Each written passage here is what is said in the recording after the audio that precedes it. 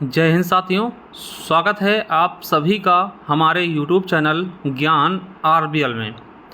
साथियों, आप सभी के एग्ज़ाम बहुत ही नज़दीक हैं। इसके लिए दोस्तों मैंने पॉलिटी की क्लास भी शुरू कर दी। इंडियन पॉलिटी कह लें दोस्तों, ठीक है, या फिर दोस्तों आप संविधान कह लें, कॉन्स्टिट्यूशन कह लें दोस्तों, ठीक है। बहुत ही शानदार तरीके से, एकदम बेसिक तरीके से शुरुआत से हम शुरू करेंगे, ठीक है। तो दोस्तों शुरू करते हैं, और इसकी भी मैं एक प्लेलिस्ट अलग से बना दूंगा जहां पे जा करके आप ये सारी चीज़ें बहुत ही अच्छे तरीके से कवर कर पाएंगे। तो चलिए दोस्तों शुरू करते हैं। उसके पहले मैं कुछ चीज़ें आपको और बता दूँ कि आप सभी घूमते फिरते दोस्तों चलिए हमारे प्लेलिस्ट पर। जैसे प्लेलिस्ट पे जाएंगे दोस्तों, देखिए ये आपको भूगोल की दोस्तों हमने बता रखा प्लेलिस्ट दोस्तों, ये भूगोल की क्लासेस हमने दे रखी। आप जाकर के जियोग्राफी पूरी पढ़ सकते हैं। इसके अलावा करंट अफेयर आप पूरा पढ़ सकते हैं दोस्तों। यहाँ से आपको करंट अफेयर की क्लासेस पूरी मिल जाएंगी। देखिए इसके अलावा दोस्तों आपको इतिहास हमने पढ़ा दिया पूरा 30 वीडियो में, मात्र 30 वीडियो में 10 से 15 20 मिनट की वीडियो है।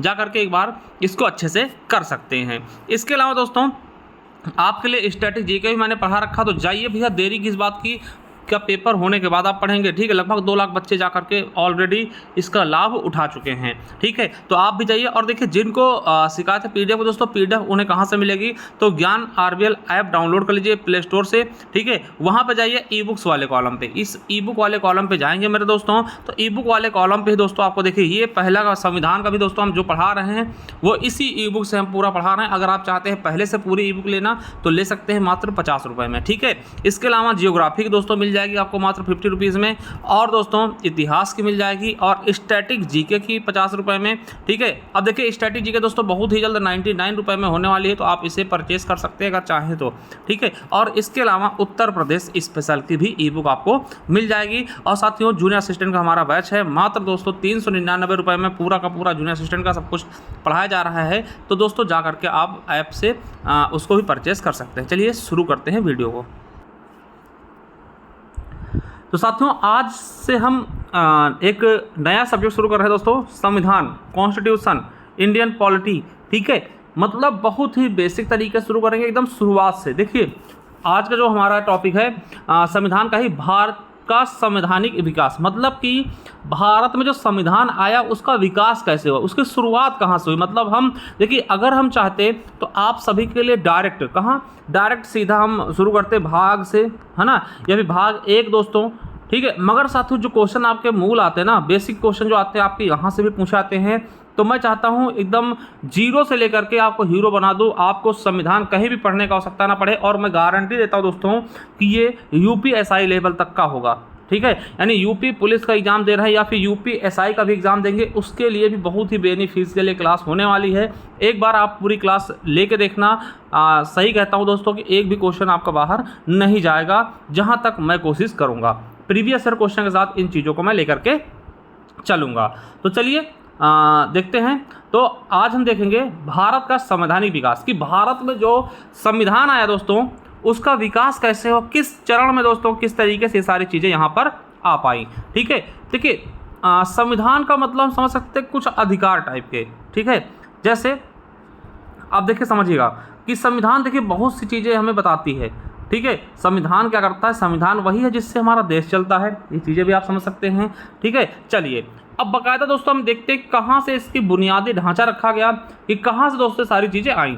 तो आपको पता होगा कि हम लोग जो थे वो कुछ समय पहले दोस्तों अंग्रेज़ों के गुलाम थे। देखिए इन चीज़ों को आप भूल नहीं सकते हैं, ठीक है। हाँ, इनको समझना चाहिए, ठीक है। तो देखिए आप पता कि भारत में ब्रिटिश 1600 ईस्वी में ईस्ट इंडिया कंपनी के रूप में व्यापार करने आए। आपको पता है कि 1600 ईस्वी में ईस्ट इंडिया कंपनी की स्थापना होती है भारत में। और ये जो अंग्रेज़ थे ना, अंग्रेजों भारत छोड़ो वाले, ये साथियों आपको बता दें कि व्यापार करने आए थे हमारे यहाँ, और व्यापार करते करते हम पर ये राज करने लगे। समझ गए, क्या करने लगे, राज करने लगे, शासन करने लगे। यानी देखिए ये भी क्वेश्चन पूछा था आपसे, कब ईस्ट इंडिया कंपनी की स्थापना कब हुई, तो 1600 ईस्वी में। अब देखिए 1600 ईस्वी में जब ईस्ट इंडिया कंपनी की स्थापना हुई साथियों, तो दोस्तों याद रखिएगा कि महारानी एलिजाबेथ प्रथम, ये दोस्तों कौन है, तो ब्रिटेन की दोस्तों महारानी थी, ठीक है। महारानी एलिजाबेथ प्रथम के चार्टर द्वारा उन्हें भारत में व्यापार करने के विस्तृत अधिकार प्राप्त थे। यानी कि जब वो कंपनी भारत आई थी व्यापार करने ना, वो परमिशन किससे ली थी, तो महारानी एलिजाबेथ प्रथम के, जो चार्टर एक्ट था उसमें दोस्तों उन्हें भारत में व्यापार करने के विस्तृत अधिकार प्राप्त थे। ठीक है, ये चीज़ आपको याद कर लेना है, यानी कि वो अधिकार किसने दिया था इनको, कंपनियों को दोस्तों भारत में व्यापार करने का, तो एलिजाबेथ प्रथम ने। ठीक है, चलिए अब साथियों यहीं पर एक चीज़ होता है, क्या होता है कि दोस्तों ये चीज़ें आपको पता है कि यहाँ पे हम उससे उनके अंग्रेजों गुलाम हो जाते हैं, ये चीज़ आपको पता था। ठीक है, पता होगा। अब देखिए यहाँ से जो टर्निंग पॉइंट था आप समझिएगा कि होता क्या है कि 1764 के बक्सर युद्ध के बाद, क्या साथियों, 1764 में दोस्तों बक्सर युद्ध होता है और 1765 में इलाहाबाद की संधि हुई। देखिए 1764 में बक्सर का युद्ध हुआ। देखिए होता क्या है कि जब युद्ध होता है दोस्तों उसके बाद एक संधि बुलाई जाती है। एक संधि होती है कि भैया जो हारता है ना वो जीते हुए जो योद्धा होते हैं उनकी बातों को मानता है। ठीक है, तो समझिएगा होता क्या है। ठीक है, जो आपका बक्सर का युद्ध होता है दोस्तों उसमें क्या होता है, तो देखिए अंग्रेज ये किसके बीच होता है, तो दोस्तों अंग्रेजों में दोस्तों मेन कौन होता है, हेक्टर मुनरो। ठीक है, और मीर कासिम क्या था, तो बंगाल का नवाब था। शुजाउद्दौला दोस्तों ये अवध का नवाब था। और शाह आलम दुत्ती ये का था, मुगल बादशाह था। समझिएगा एक तरफ अंग्रेज होता है, किसके भी लड़ाई होती है, एक तरफ तो दोस्तों ये अंग्रेज हो गया, इंग्लिशमैन हो गया। ठीक, कौन हो गया, हेक्टर मुनरो। कौन हो गया, हेक्टर मुनरो। और एक तरफ दोस्तों 3 लोग थे। कौन थे, 3 लोग दोस्तों एक तरफ थे, 3 लोगों की सेना एक तरफ थी दोस्तों। तो ये कौन है, तो एक को समझ लीजिए दोस्तों मीर कासिम है, ये बंगाल का नवाब था। एक दोस्तों इसको मान लीजिए आप, ये शुजाउद्दौला है, अवध का नवाब था ना, वही नवाब है ना। और दोस्तों एक था शाह आलम दुत्ती, दोस्तों आपको पता है मुगल बादशाह के बारे में आपने सुना होगा। ठीक है, तो उसमें आपको ये मिल जाएगा। ठीक, ये 3 लोग एक तरफ से और अंग्रेज अकेले भिड़ जाता है, मगर दोस्तों आपको पता है अंग्रेज हरा देते हैं। ठीक है, अब समझिएगा यहाँ से हार जाते हैं। अब देखिए होता क्या है कि इसके बाद क्या होता है, इसके बाद दोस्तों क्या होता है कि कंपनी जिसका कार्य केवल वाणिज्यिक उद्देश्यों तक ही सीमित था। ठीक है, यानी जो ईस्ट इंडिया कंपनी जिसके दोस्तों नेतृत्व कौन कर रहा था, हेक्टर मुनरो। जब ये जीत जाता दोस्तों तो जो आपको बता दें कि होता क्या है कि दोस्तों इसी जीत से, यानी जो बक्सर का युद्ध होता है जिसमें हेक्टर मुनरो जीत जाता दोस्तों और ये तीनों लोग हार जाते हैं। यहाँ से होता क्या है कि कंपनी जिसका कार्य दोस्तों केवल और केवल दोस्तों व्यापारिक काम करना था, परंतु दोस्तों इस होता क्या है कि 1765 में बंगाल, बिहार और उड़ीसा, समझिएगा 3 प्रांत, बंगाल, बिहार और उड़ीसा के दीवानी अधिकार भी प्राप्त कर लिए। यानी कि समझिए दीवानी अधिकार क्या हुआ, समझिएगा हुआ क्या कि दोस्तों एक युद्ध लड़ा गया, बक्सर का युद्ध। आप समझ पा रहे होंगे थोड़ा सा, है ना, हिस्ट्री में ज़्यादा डीपली नहीं जाएंगे। ठीक है, बक्सर का युद्ध होता है, अंग्रेज इसमें जीत जाते हैं। कौन कौन हारता है, तो मीर कासिम, शुजाउद्दौला और शाह आलम द्वितीय तीनों एक साथ मिलकर लड़ते हैं अंग्रेजों को हटाने के लिए, मगर अंग्रेज जीत जाता है। तो होता क्या है, अभी तक अंग्रेज केवल दोस्तों क्या कर रहे थे, व्यापार कर रहे थे, मगर दोस्तों इससे हार जब जीत जाते हैं अंग्रेज ना, तो उनको क्या मिलता है इसका फायदा, वो दोस्तों बंगाल में, बिहार में और उड़ीसा में, बंगाल, बिहार, उड़ीसा में दीवानी प्राप्त कर लेते हैं। यानी दीवानी संबंधी अधिकार भी प्राप्त है। दीवानी मतलब दोस्तों देखिए, दीवानी राजस्व यानी पैसे संबंधी और दीवानी न्याय के दोस्तों न्याय सुनाने वाले भी अधिकार इनके खाते में आ जाते हैं। यहीं से दोस्तों कहीं ना कहीं अंग्रेजों का वर्चस्व बढ़ना शुरू हो जाता है। ठीक है, इसके साथ ही दोस्तों भारत में कंपनी की क्षेत्रीय शक्ति बनाने की प्रक्रिया शुरू होती है। मतलब यहाँ से दोस्तों अंग्रेज का समझिए कि ये युद्ध जो था एक मील का पत्थर था। यहाँ से अंग्रेजों के हौसले दोस्तों बढ़ जाते हैं। ठीक है, समझ गए भैया क्यों क्या हुआ, तो बक्सर का युद्ध मेन रोल निभाता है। बक्सर के युद्ध के बाद इनको दीवानी संबंधी भी अधिकार प्राप्त हो जाते हैं। भैया ये केवल अभी तक केवल व्यापार केवल कर रहे थे, अब दोस्तों राजनीति में भाग लेना शुरू कर दिया। ठीक है, अब समझिएगा कि दोस्तों 1858, आपको पता 1858 क्यों लिखा है, क्योंकि 1857 में 1857 की क्रांति होती है दोस्तों, और इसमें अंग्रेजों को दोस्तों बहुत बड़ा धक्का लगता है। क्या, अंग्रेजों को बहुत बड़ा धक्का लगता है। तो याद रखिएगा 1858 ईस्वी तक ईस्ट इंडिया कंपनी का शासन रहा।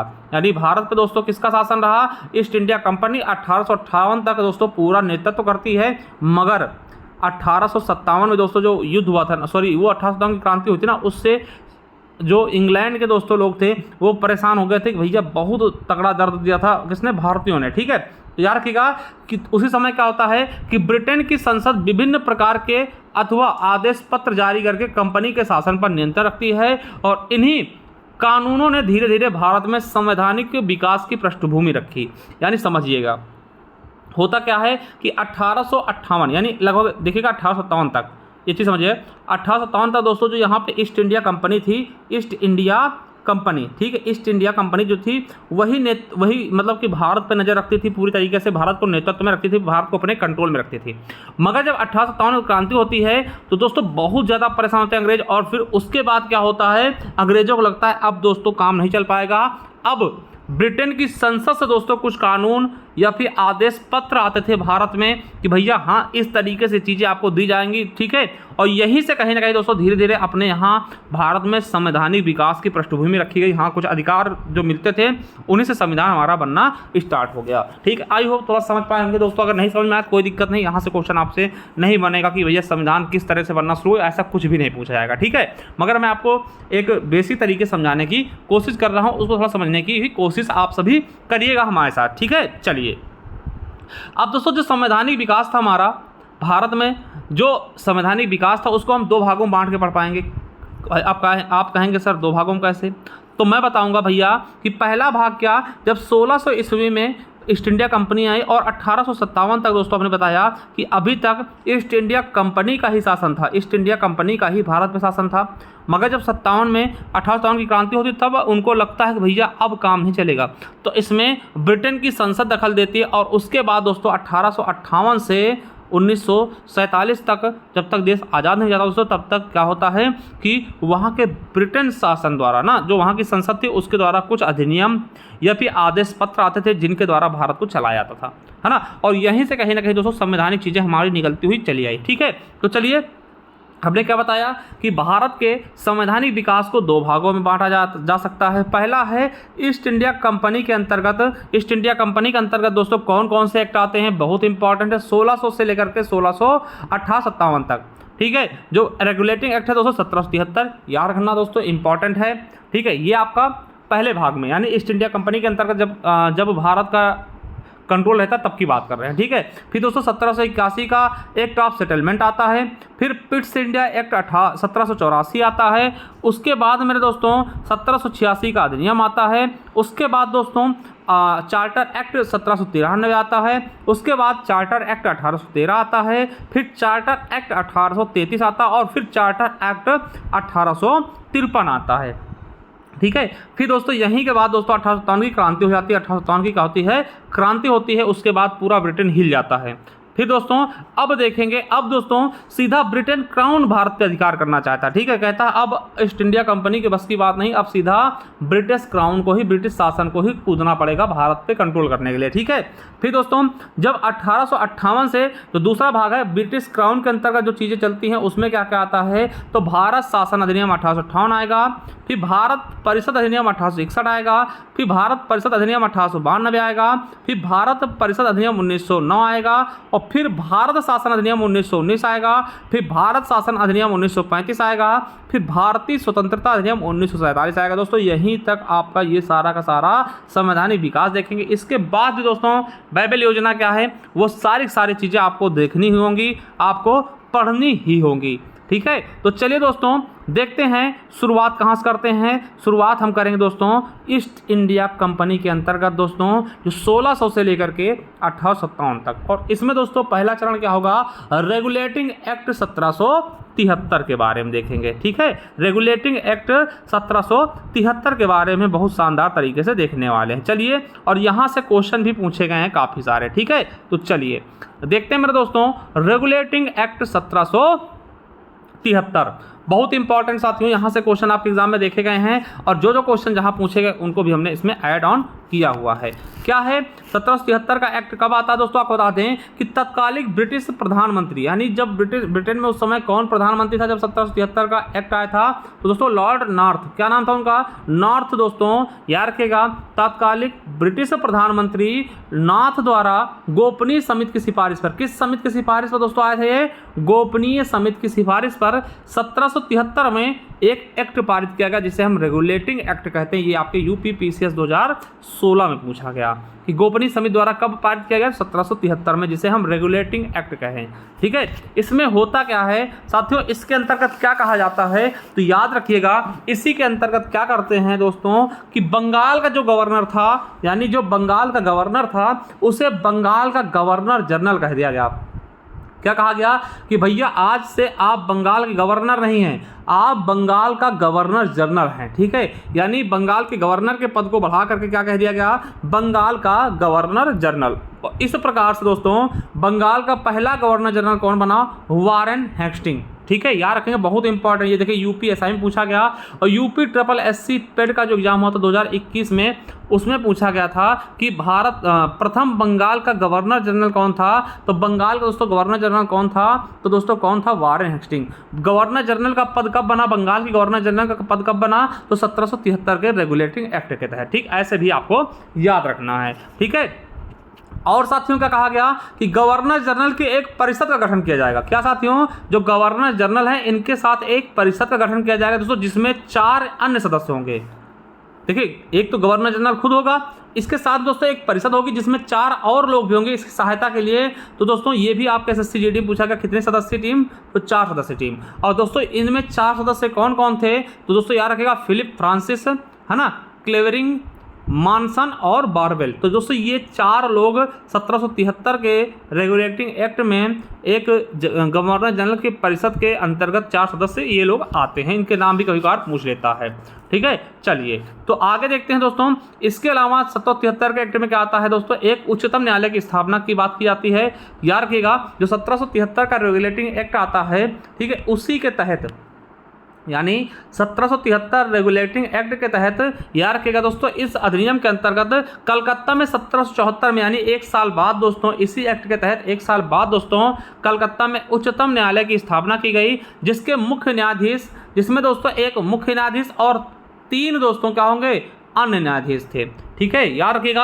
अच्छा, आप सभी बताइए, जो भारत में अभी दोस्तों उच्चतम न्यायालय है अभी वर्तमान में, उसमें कितने दोस्तों मुख्य न्यायाधीश है और कितने अन्य न्यायाधीश है? ये अभी आप कमेंट बॉक्स में बताइएगा। ठीक है, चलिए तो याद रखिएगा कि दोस्तों इसी अधिनियम के तहत आपसे पूछा जाएगा कि उच्चतम न्यायालय की स्थापना कलकत्ता में कब, किस अधिनियम के तहत की गई थी? 1773 अधिनियम के तहत। कब की गई? तो 1 साल बाद, यानी 1774 में। इसमें कितने सदस्य थे? तो 1 + 3, टोटल कितने थे? 4 थे। 3 क्या थे? अन्य न्यायाधीश थे, और 1 क्या था? न्यायाधीश। तो इनके आप अगर नाम की बात करूं दोस्तों, तो याद रखिएगा दोस्तों, इनके बारे में आपसे पूछा जाएगा। तो मुख्य न्यायाधीश कौन थे दोस्तों? तो पहले 3 लोगों के नाम बता दूं आपको। देखिए, पहले जो मुख्य न्यायाधीश थे सर एलिजा इम्पे, ये आपका यूपीएसआई में पूछा गया था दोस्तों। आपको बता दें 1773 एक्ट के तहत, 1773 एक्ट के तहत जो 1774 में आपका उच्चतम न्यायालय की स्थापना की गई थी, उनमें दोस्तों एक जो मुख्य न्यायाधीश थे उनका नाम था सर एलिजा इम्पे। ठीक है, और दोस्तों जो 3 अन्य थे उनमें से दोस्तों चैम्बर्स, लिमेस्टर और हाइड। क्या नाम था? एक का नाम चैम्बर्स था, एक का नाम लिमेस्टर था, एक का नाम जॉन हाइड था। तो दोस्तों ये 3 हो गए, और 3 + 1 मिला के 4 हो गए। अब देखिए यूपीएसआई 2017 में एक क्वेश्चन और पूछा गया कि लॉर्ड कैनिंग के दौरान, क्या साथियों? लॉर्ड कैनिंग के दौरान दोस्तों उच्चतम न्यायालय और सदर न्यायालय का उच्च न्यायालय में विलय कर देते हैं। जो उच्चतम न्यायालय था कलकत्ता का और जो सदर न्यायालय थे, इनका दोस्तों उच्च न्यायालय में विलय कर देता है। ये क्वेश्चन आपका यूपीएसआई 2017 में पूछा गया, इसीलिए हमने भी इसको यहीं पर डाल दिया। ठीक है, चलिए और क्या कहा गया दोस्तों? और ये कहा गया कि दोस्तों कंपनी के कर्मचारियों को निजी व्यापार करने तथा भारतीय लोगों से उपहार व रिश्वत लेना प्रतिबंधित कर देगा। यानी समझिएगा, कहा गया कि दोस्तों भारतीयों के साथ केवल व्यापार कौन करेगी? ईस्ट इंडिया कंपनी ही करेगी। अगर कोई अंग्रेज चाहे कि हम ईस्ट इंडिया कंपनी से नहीं दोस्तों, हम खुद से भी व्यापार कर ले भारतीयों से, तो खुद से व्यापार कोई भी अंग्रेज नहीं कर सकता था। इसकी पाबंदी दोस्तों 1773 एक्ट के तहत कर लगा दी गई थी। क्यों? क्योंकि दोस्तों अंग्रेज, देखिए अंग्रेज से कंपनी से क्या मतलब था भैया? वो खुद का फायदा करने के लिए खुद से व्यापार करने लगे थे, इसलिए चीज़ें ली गई। और ये भी कहा गया था कोई भी भारतीय दोस्तों उपहार नहीं लेगा, कोई रिश्वत नहीं लेगा,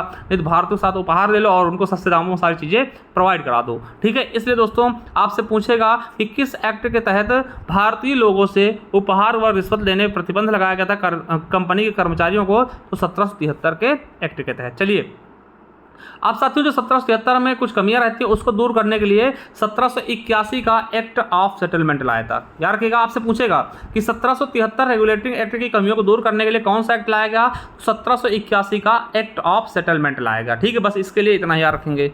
उसके बाद 1784 का पिट्स इंडिया एक्ट आता, क्या आता है? 1784 का पिट्स इंडिया एक्ट आता है दोस्तों। इसके बारे में आपको बताऊं तो याद रखिएगा, इस एक्ट के द्वारा कंपनी के कार्यों को दो भागों में बांट दिया गया। ये आपके एसएससी CHSL में पूछा गया कि किस एक्ट के तहत दोस्तों कंपनी के कार्यों को दो भागों में बांटा गया, तो 1784 के पिट्स इंडिया एक्ट के तहत। दो भागों में क्या क्या? तो दोस्तों वाणिज्यिक कार्य जो था इसके लिए कोर्ट ऑफ डायरेक्टर्स का बनाया गया, ठीक है, यानी वाणिज्यिक कार्य और राजनीतिक कार्य, यानी वाणिज्य वाले कार्य, व्यापार वाले कार्य जो थे वो एक अलग विभाग करेगी और राजनीतिक कार्य वो अलग विभाग करेगी। याद रखेगा कि दोस्तों वाणिज्यिक कार्य कौन देखेगा? कोर्ट।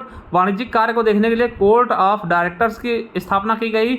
और दोस्तों राजनीतिक कार्य के लिए बोर्ड ऑफ कंट्रोल, जिसमें 6 सदस्य थे। कितने सदस्य थे? 6 सदस्य। आपसे सीधा क्वेश्चन पूछेगा कि किस एक्ट के तहत कंपनी के कार्यों को दो भागों में बांट दिया गया, तो पिट्स इंडिया एक्ट 1784 के, ठीक है। इसी में दोस्तों आपको बता दें कि गवर्नर जनरल की परिषद के सदस्यों की संख्या 4 से घटाकर 3 कर दी गई। अभी हमने 4 बताए थे ना, 4 गवर्नर जनरल होंगे, ठीक है। देखिए एक तो गवर्नर जनरल था, बंगाल का गवर्नर जनरल था, है ना, उसके अलावा 4 उसके अन्य सदस्य भी होंगे, उनको दोस्तों घटा के यहाँ पे 3 कर दिएगा, ठीक है। और इसके अलावा मद्रास व बॉम्बे के गवर्नर जनरल की शक्तियों को रद्द कर दी गई। दोस्तों आपको बता दें कि जो मद्रास और बॉम्बे थे वहां भी गवर्नर थे, उनकी शक्तियों को समाप्त कर दिया गया, छीण कर दिया गया, ठीक है। चलिए किसके तहत? 1784 पिट्स इंडिया एक्ट के तहत। चलिए अब देखते हैं 1786 का अधिनियम। 1786 का अधिनियम देखें दोस्तों, तो यहाँ भी ज़्यादा कुछ आपको देखने को नहीं मिलेगा। तो जो चीज़ें हैं इसमें होता क्या है कि दोस्तों गवर्नर जनरल विशेष परिस्थितियों में परिषद के निर्णयों को रद्द कर सकता था। जो दोस्तों आपको बता दें, हमने बताया था क्या कि गवर्नर जनरल होगा एक, और उसके 4 अन्य सदस्य थे, और 4 अन्य सदस्यों को दोस्तों फिर घटा करके दोस्तों हमने अभी बताया कि 3 कर दिया गया। तो दोस्तों ये जो 3 सदस्य थे ना, इनके निर्णय को गवर्नर जनरल रद्द भी कर सकता था। ये दोस्तों अधिकार किसमें दिया गया? 1786 के एक्ट के तहत, ठीक है। और गवर्नर जनरल को प्रधान सेनापति की शक्तियां भी प्रदान थी। मतलब जो गवर्नर जनरल होगा ना, वो दोस्तों जो सेना थी ना इनकी, उनका प्रमुख सेनापति भी कह सकते थे। जैसे प्रमुख सेनापति होता है, वो चाहे जब युद्ध को रोक दे, जब चाहे युद्ध को चालू कर दे दोस्तों, वही पूरी शक्तियां दोस्तों गवर्नर जनरल को भी दी गई। किसमें? 1786 एक्ट के तहत। चलिए अब दोस्तों 1793 का एक्ट आता है दोस्तों, ये समझिएगा। यहाँ से दोस्तों आपके जो इम्पोर्टेंस है वो बढ़ती चली जाती है, ठीक। 1700 चार्टर एक्ट 1793, ठीक है। अब देखिए दोस्तों, जो आपकी ईस्ट इंडिया कंपनी थी वो भारत पे व्यापार कर रही थी, है ना, अधिकार कर रही थी। तो दोस्तों इसको भी लाइसेंस लेना पड़ता था, कहाँ से? इंग्लैंड से, ठीक है। तो चार्टर एक्ट 1793 आता है। इसमें होता क्या है कि इसके द्वारा भारत पर व्यापार के एकाधिकार को अगले 20 वर्षों तक बढ़ा दिया था। यानी कि 1793 की बात दोस्तों, यानी 1813 तक दोस्तों ये लोग व्यापार कर सकेंगे, है ना। मतलब 20 वर्षों के लिए बढ़ाएगा, इसका मतलब तो यही हुआ ना। हाँ, तो समझ गए। तो 20 वर्षों के लिए बढ़ाएगा कब? 1793 चार्टर एक्ट के तहत। इसके अलावा इसके द्वारा कहा गया कि बोर्ड ऑफ कंट्रोल के सदस्यों, जो आपको पता 3 सदस्य बचे थे, है ना, बोर्ड ऑफ कंट्रोल के सदस्यों तथा उनके कर्मचारियों को भारतीय राजस्व से भुगतान किया, मतलब जो भारतीय राजस्व ना उससे इनकी सैलरी दी जाएगी, ठीक है। ये कहा गया 1793 के चार्टर एक्ट में। चलिए अब बात करते हैं दोस्तों, 20 साल हो जाएंगे। 20 साल के बाद क्या आएगा? हमने बताया 20 साल के दोस्तों इनको अधिकार दिया गया था। अब 20 साल के बाद दोस्तों आएगा चार्टर एक्ट 1813, समझिएगा। चार्टर एक्ट 1813 आएगा। अब इसमें क्या कहा गया? इसमें दोस्तों एक चीज़ याद रखेंगे, इंपॉर्टेंट है, कंपनी के चाय और चीन के साथ व्यापार को छोड़कर कंपनी के व्यापारिक एकाधिकार का अंत कर दिया गया। यानी दोस्तों कंपनी के चाय और चीन के साथ व्यापार छोड़कर कंपनी के व्यापारिक एकाधिकार का अंत कर दिया गया दोस्तों। यानी चाय और चीन का व्यापार कर सकते थे दोस्तों। इसके अलावा दोस्तों उनके व्यापारिक एकाधिकार का अंत कर दिया गया था दोस्तों, ठीक है। यूपीएसआई में पूछा गया और ROARO में भी पूछा गया। इसके अलावा कहा गया कि साथियों कि भारत में शिक्षा के विकास के लिए दोस्तों 1 लाख रुपए प्रतिवर्ष खर्च किए जाएंगे। देखिए इसमें कह दिया गया, किसमें दोस्तों, ये क्वेश्चन आपके लिए इंपॉर्टेंट है, यूपीएसआई 1999 में पूछा गया था, ठीक है, कि किस एक्ट के तहत भारत के शिक्षा के विकास के लिए दोस्तों 1 लाख रुपए खर्च करने की बात की गई। तो चार्टर एक्ट 1813 के तहत। और इसमें दोस्तों एक विवाद होता है, प्राच्य या पाश्चात्य शिक्षा। यानी इसमें क्या विवाद होता कि हम जो शिक्षा, जो 1 लाख रुपए खर्च होंगे, ये किस शिक्षा पे खर्च होंगे। यानी जो पुरानी शिक्षा थी यानी जैसे कि संस्कृत थी, है ना, अरबी फारसी, या फिर दोस्तों नवीन शिक्षा पे यानी जैसे अंग्रेजी शिक्षा पे, किस पे खर्च होगी, ये यही मैटर बन करके रह गया था। और इसी के तहत दोस्तों ईसाई मिशनरियों को भारत में धर्म के प्रचार प्रसार के करने की छूट दी गई, यानी कि कहा गया भाइयों ईसाइयों आप जाइए भारत में और सबको समझाइए कि भैया ईसाई बन जाइए आप, है ना, मतलब कि प्रचार प्रसार करिए अपने ईसाई धर्म के बारे में बहुत अच्छे समझाइए कि जो भी यहाँ के लोग हैं, भारतीय लोग हैं, ठीक है, वो ईसाई धर्म अपना ले, जिससे आपको बहुत ज़्यादा फायदा होगा। ठीक है, तो ये 1813 के चार्टर एक्ट के तहत करा गया। ठीक है, अब देखिए 13 के बाद दोस्तों 20 साल जोड़ोगे, क्योंकि 20 साल के लिए अधिकार मिलते थे, तो 33 आएगा। अब देखते हैं चार्टर एक्ट 1833। अब देखिए हमने 13 में देखा था क्या, चाय और चीनी के साथ 13 मेरा साथ बना था, समझिएगा, चाय और चीन के साथ, देखिए चीनी नहीं चीन, सॉरी, अगर मैंने चीनी बोल दिया तो चीन समझिएगा कि मतलब चाय बेच सकते हैं और चीन के साथ व्यापार कर सकते हैं ना। अब दोस्तों देखिए 13 में क्या था, चीन के साथ 13 मेरा साथ, है ना, मतलब चीन के साथ व्यापार कर सकते हैं 13 में ना। अब दोस्तों 13 के बाद क्या आएगा, 20 साल बढ़ेंगे, थोड़ा सा ये समझ लीजिएगा, यहाँ पे हमने चीनी साथ बोल दिया हो, हाँ, जल्दबाजी में, तो चीन है। ठीक है, चलिए अब चार्टर एक्ट 1833 आता है दोस्तों। इसमें क्या होता है कि चाय और चीन के साथ व्यापारिक एकाधिकार का भी अंत कर देता है। भैया आप कहते हैं आप चाय का व्यापार भी नहीं कर पाएंगे और चीन के साथ भी व्यापार नहीं कर पाएंगे दोस्तों, इसके सभी एकाधिकार को अंत कर दिया गया था दोस्तों 1833 के चार्टर एक्ट के तहत। और ये यूपी SSC वीडियो एग्जाम में पूछा गया क्वेश्चन है। क्या कर दिया गया, किसमें पूछा गया, वीडियो एग्जाम में। और दोस्तों इसमें किया क्या गया, सबसे अच्छी बात क्या था कि इसमें शासन प्रणाली का केंद्रीकरण कर दिया गया, और जिसके द्वारा दोस्तों भारत का गवर्नर जनरल बना दिया। दोस्तों जो बंगाल गवर्नर जनरल था ना, यहाँ पे थोड़ा सा छूट गया है, जो बंगाल का गवर्नर जनरल था दोस्तों, बंगाल का गवर्नर जनरल, थोड़ा इसको लिख लीजिएगा आप लोग, ठीक है, बंगाल के गवर्नर जनरल को दोस्तों भारत का गवर्नर जनरल बना दिया गया ना, याद रखिएगा। अभी क्या था, बंगाल का गवर्नर जनरल था दोस्तों, उसका नाम बदल के भारत का गवर्नर जनरल कर दिया गया। ठीक है, याद रखिएगा।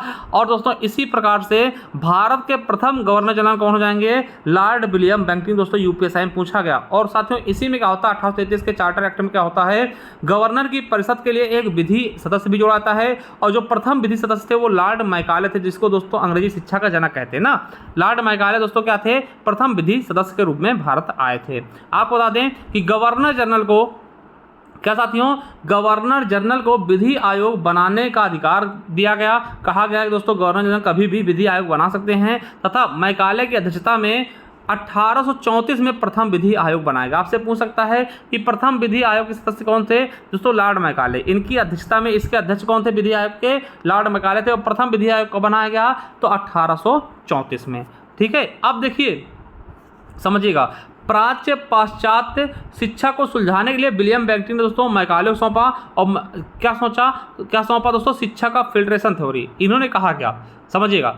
अब देखिए 1 लाख रुपए बहुत कम था पूरे भारतीयों के लिए, तो दोस्तों इन्होंने क्या कहा, जो 1 लाख रुपए खर्च करने की बात की गई थी, इन्होंने क्या कहा कि फिल्ट्रेशन थ्योरी, यानी कि हम कुछ लोगों को दोस्तों शिक्षा देंगे अंग्रेजी, कुछ लोगों को हम अंग्रेजी शिक्षा देंगे। अब इनसे दोस्तों फिल्टर होकर, यानी छन छन के दोस्तों दूसरे लोगों तक पहुंचेगी, मतलब ये लोग अगर इंग्लिश सीख जाएंगे दोस्तों, ये दूसरे सिखाएंगे, इस तरीके से दोस्तों ये शिक्षा फैलती रहेगी। ठीक है, तो ये फिल्ट्रेशन थ्योरी है। ठीक है, चलिए लॉर्ड मैकाले ने अंग्रेजी शिक्षा पे जोर दिया, जैसा कि मैंने बता दिया। और दोस्तों याद रखिएगा, यहाँ पर एक चीज़ याद रखिएगा कि सिविल सेवकों के चयन के लिए खुली प्रतियोगिता का आयोजन किए जाने की बात की गई। किसके, जो सिविल सेवक थे उनके लिए कंपटीशन वाली परीक्षाओं की बात की गई। ठीक है, कि खुली प्रतियोगिता होगी, कोई भी कंपटीशन दे सकता है। और ये सबसे इंपॉर्टेंट चीज़ है। देखिए यूपी SSC लेखपाल के एग्जाम में पूछा गया था, क्या पूछा गया था कि 1829 में विलियम बेंटिंक द्वारा सती प्रथा निषेध अधिनियम पारित किया गया था। दोस्तों ये आपका मोस्ट इंपॉर्टेंट क्वेश्चन है, आपसे कई बार पूछता है कि सती प्रथा का अंत किसके समय हुआ, तो विलियम बेंटिंक के समय। ठीक है, आई होप दोस्तों सारी चीज़ें आप समझ रहे होंगे। अब दोस्तों 1853 देखते हैं, क्या, चार्टर एक्ट 1853। इसमें क्या होता है मेरे दोस्तों, तो समझिएगा कि कंपनी के भारतीय प्रदेश एवं राजस्व को ब्रिटिश, देखिए ब्रिटेन लिखा है, ब्रिटिश लिख लीजिएगा, ब्रिटिश क्राउन के न्यास यानी ट्रस्ट के रूप में है। ठीक, ये कहा गया कि दोस्तों जो कंपनी है भारतीय प्रदेश एवं राजस्व हो ब्रिटिश के न्याय के रूप में है, ठीक है, यानी ट्रस्ट के रूप में है, न्यास के रूप में है, ठीक है। चलिए अब तो ज़्यादा इंपॉर्टेंट ये है नहीं, आपको बता दूं इसमें कुछ चीज़ें आपको बस याद रख लेनी है। अब देखिए इसमें होता क्या है कि कंपनी के विधायी एवं प्रशासनिक कार्यों को बांट दिया जाता है और प्रथम बार विधान परिषद की स्थापना की, ये आपके लिए इंपॉर्टेंट दोस्तों, आपसे पूछा सकता है क्या, प्रथम बार विधान परिषद की स्थापना की गई और इसके द्वारा प्रतियोगी परीक्षाओं की शुरुआत की गई। देखिए उसमें केवल कहा गया था प्रतियोगी परीक्षाओं के लिए, इसमें शुरुआत की जाती है दोस्तों 1853 में शुरू कर दी जाती है प्रतियोगी परीक्षाओं की। और दोस्तों विधि सदस्य को पूर्ण सदस्य का दर्जा दिया गया, जो विधि सदस्य आया था एक लॉर्ड मैकाले, उसको पूर्ण सदस्य का दर्जा दिया गया। और बंगाल में एक लेफ्टिनेंट गवर्नर की नियुक्ति की गई, क्या की गई, बंगाल में एक लेफ्टिनेंट गवर्नर की नियुक्ति की जाती है दोस्तों। और इसके द्वारा निदेशक मंडल के सदस्यों को क्या होता है, इसके द्वारा निदेशक मंडल के सदस्यों की संख्या 24 से घटाकर 18 कर दी जाती है। तो ये आपके BSSC के पेपर में पूछा जाता है, ठीक है, ये चीज़ आपको याद रख लेना है बहुत ही शानदार तरीके से। चलिए अब दोस्तों 1853 के बारे में आप ये वाला एक्ट जान चुके हैं दोस्तों। अब कुछ आपके वन लाइनर चीज़ें आपको याद लेना है कि दोस्तों आपसे पूछ सकता है कि भारत में सिविल सेवक जनक कौन है, तो आप कॉर्नवालिस बताएंगे, वही कॉर्नवालिस जिनका मकबरा कहाँ है, भारत में ही, एकमात्र अंग्रेजी जिनका मकबरा भारत में है, ठीक, कहाँ है, गाजीपुर में, ठीक है। और भारत में प्रतियोगी परीक्षाओं जनक कौन है, लॉर्ड डलहौजी हो जाएंगे। भारत में अंग्रेजी शिक्षा जनक कौन हो जाएंगे, लॉर्ड मैकाले हो जाएंगे। भारत के प्रथम ICS कौन थे, तो सत्येंद्र नाथ टैगोर। भारत की प्रथम महिला IPS कौन थी, किरण बेदी।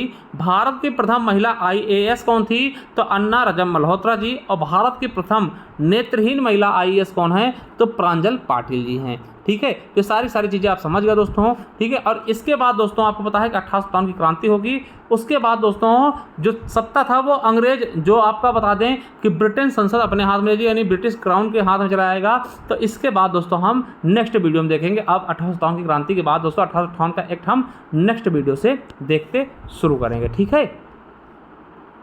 साथियों आप सभी के लिए हम रेगुलर क्लासेस लेकर के आ रहे हैं और आप सभी का भी कर्तव्य बनता है थोड़ा सा दोस्तों ना कमेंट बॉक्स में बताइएगा कैसी लगी क्लास, ठीक है। और दोस्तों तक शेयर करिए और सब्सक्राइब भी करवाइए, आपके फैमिली मेंबर जो हैं है ना, उनसे भी कह करके सब्सक्राइब करवाइए, ठीक है। और साथियों ये है आपका भूगोल का हमने प्लेलिस्ट बनाया है, इसी तरह करंट अफेयर है, ये आपका इतिहास है, इसी प्रकार से दोस्तों हम पॉलिटी का भी बना देंगे, ठीक है। और ये आपका स्ट्रैटेजी के, इनको पढ़ लीजिए। अगर PDF चाहिए दोस्तों तो देखिए आप जाइए ये E-बुक्स वाले कॉलम में जाइए और यहाँ पर जैसे ही जाते हैं दोस्तों यहाँ पर आपको मिल जाएगा भारतीय संविधान E-बुक, ठीक है। यहाँ से आप E-बुक ये संविधान की परचेज कर सकते हैं, भूगोल के ले सकते हैं, इतिहास ले सकते हैं, स्ट्रैटेजी के ले सकते हैं, उत्तर प्रदेश स्पेशली सारी चीज़ें आप यहाँ से परचेज करके दोस्तों इन्हें बाहर निकाल के आप प्रिंट भी करवा सकते हैं। चलिए दोस्तों थैंक यू, धन्यवाद, मिलते हैं किसी नेक्स्ट वीडियो में, तब तक के लिए जय हिंद, जय भारत, वंदे मातरम।